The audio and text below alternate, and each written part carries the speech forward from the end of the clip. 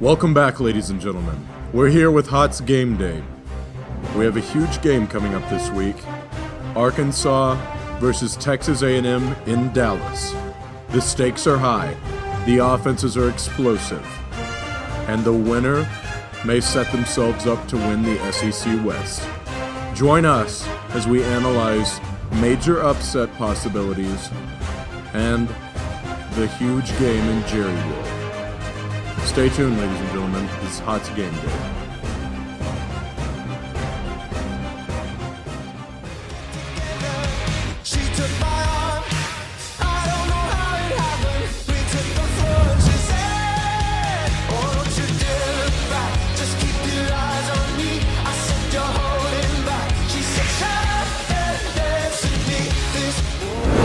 Welcome back to Hotz Game Day, ladies and gentlemen.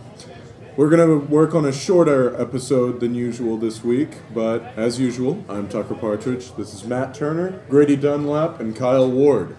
We're going to be breaking down some of the games that we see as key upsets this week because we're going to be in Dallas for the game. So stay tuned, and we'll have you with our upset alerts coming up. Hi there, I'm John Gruden. Today we're going to be breaking down one of my favorite NFL players. This is Grady Dunlap. Look at him. Alright, I'm going to break down every single part of him that makes him a great football player. First we're going to start off with this hair. You see this hair? That's kind of crazy. It's going to be up here. I mean, that's going to freak somebody out, man.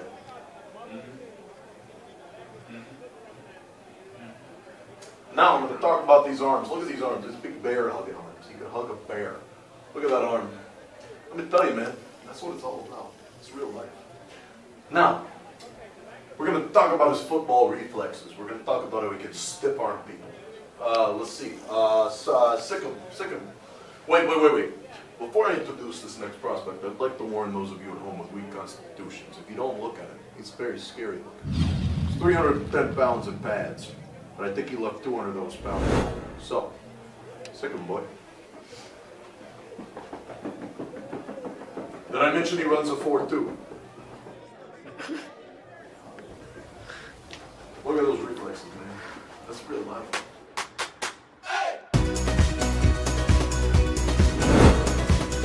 All right, we're going to start off our discussion of upset special, as we've coined this weekend, with Kyle. Kyle, who do you have upsetting?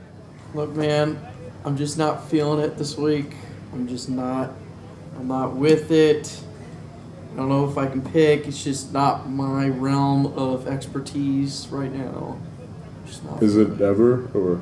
It's sometimes, so I will be taking a break. So I'm going to go do something. Well, it appears as though we've lost Kyle this week. So we're going to start off upset special weekend with Matt Turner. Matt? All right, well, I say this week I'm going to put Baylor on upset alert. They play at Iowa State at 7. And, I really think Baylor is a little overrated, and Iowa State's a really tough place to play. I'm going to give the edge to Iowa State here. All right, Grady, what do you got? This game is being played in Ames, Iowa, but that being said, I'm going to go with the Bears on this one. They've played a weak schedule so far, but they've been dominant on both sides of the ball.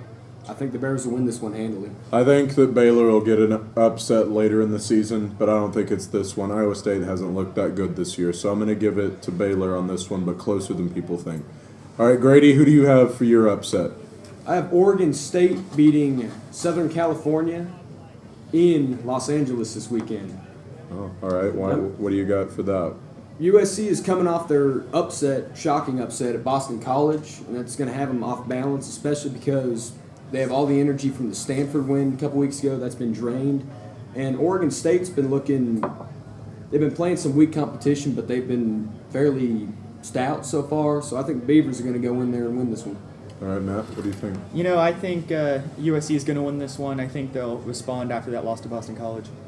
I think that you have some claim here with the Oregon State team. Sean Mannion's been passing out of his mind this year, and we honestly had them as a dark horse to try and eke out the Pac-12 championship this year. It may not work out that way, and it probably won't. But that said, I think that Oregon State's offense may be good enough, and losing that momentum after Stanford will hurt USC here. I'm going to give it to Oregon State. All right, I've got an interesting game here that I'm going to propose could be an upset. And it's Florida State, the number one team in the country, at North Carolina State. Again, this may be a little bit of a stretch, but the last time Florida State has lost on the road, I believe, was against North Carolina State in Raleigh. And so they're playing that same game this year. Since the loss against North Carolina State, Florida State has gone 24-1. But with that said, North Carolina State has played really scrappily. Florida State didn't play well against Clemson last week, and albeit that was without their quarterback. But there's more to that team than a quarterback, you would think. And if they're going to contend for a national championship, they're going to need more than Jameis Winston. And so Florida State has had an awful running game. I know they don't run the ball that often, but North Carolina State has had a great running game. And their quarterback doesn't make many mistakes. He's only thrown one interception this year, and that was in the first half of their opener.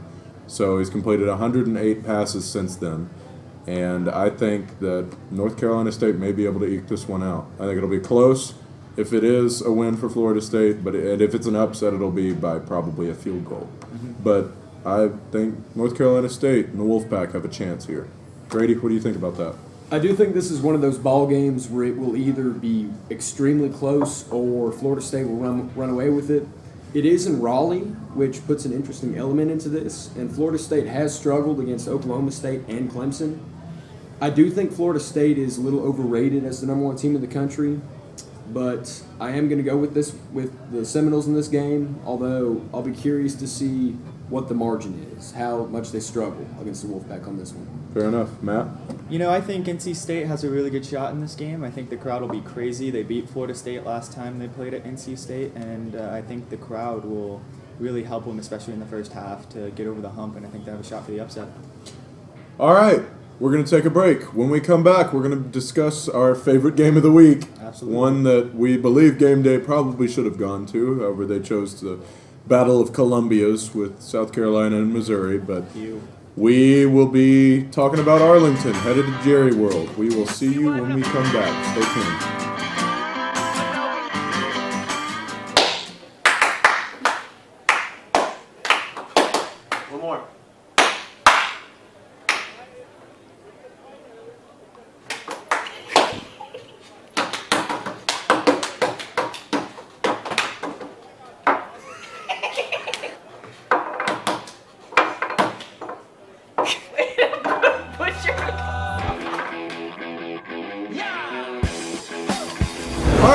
Welcome back, ladies and gentlemen. We are going to discuss Arkansas versus Texas A&M in Jerry World. I'm back. I was just playing with y'all. I couldn't resist. I have to support my hogs. Anyway, So I'm back. we'd like to follow or start this up with, we're going to discuss this game with educated bias. Naturally, we will like Arkansas in this game because we go to the University of Arkansas. But we're going to put some education to it, and hopefully we'll be able to justify it. Grady, start us off. What's going to happen in Jerry World? At the beginning of this season, I had thought that this game was going to be A&M running away with it, winning big and pounding the Razorbacks. With the way Arkansas's run game has been, running all over everybody, and the way A&M's passing game is not surprising anybody, I do think this is going to be a high-scoring game, but I do think it'll be a close-ish game because A&M hasn't exactly played a really tough schedule. South Carolina and SMU especially, rush games have been pitiful, whereas that's Arkansas's strength, and A&M's rush defense hadn't been all that great. So I am going to go with the Aggies on this one, but I think it'll be a close game. You know, Arkansas's run game is just going to be too much in this one, with Jonathan Williams and Alex Collins both averaging over 7.5 yards a carry. You know, I think you said educated bias, so I think Arkansas is going to win by 87. Oh, fair enough. Yeah. Well, I think that there is a huge chance for Arkansas to pull off an upset here. And frankly, through the rest of the season, I feel like there is a chance for Arkansas to pull up an upset. They are not the team they were last year. And I feel like they're going to play scrappy, and they have a mental toughness about them that wasn't present in the past few years.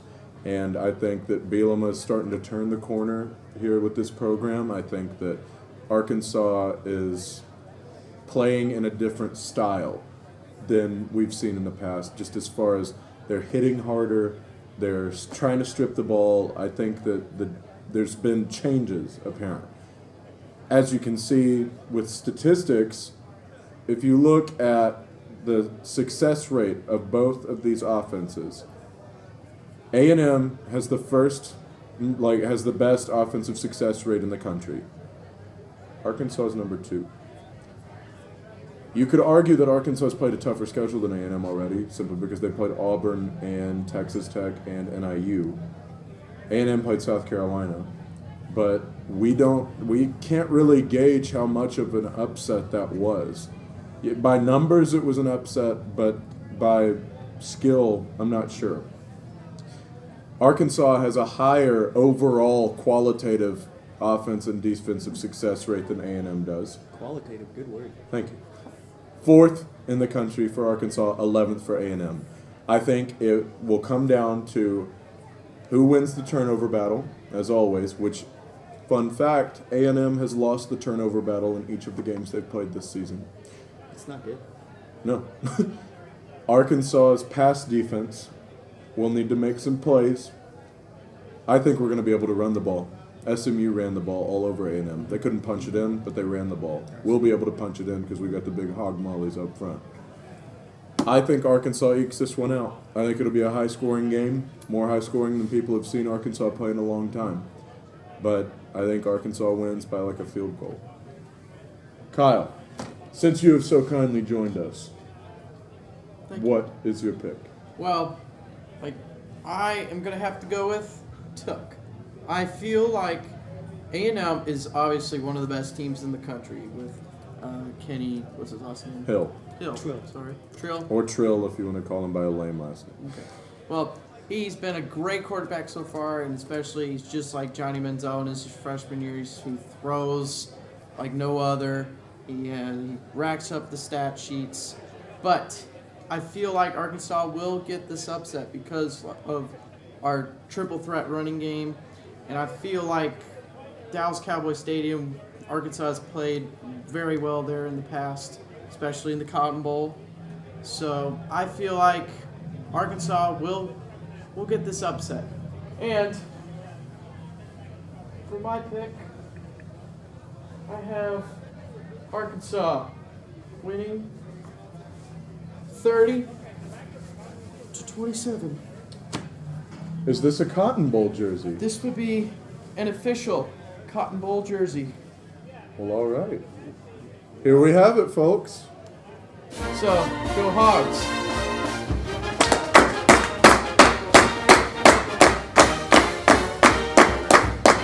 Go Hogs. Go Hogs.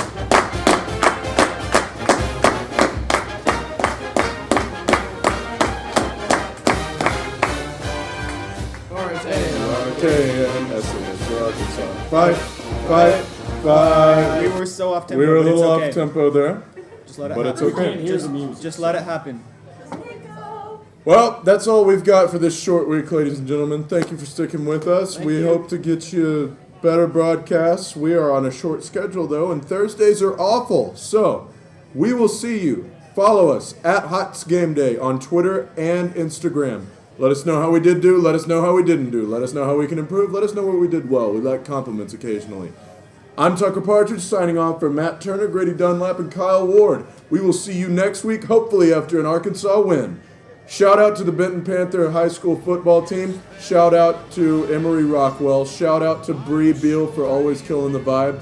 Shout out to Bijan Jackson for adding me on Snapchat. We will see you next time.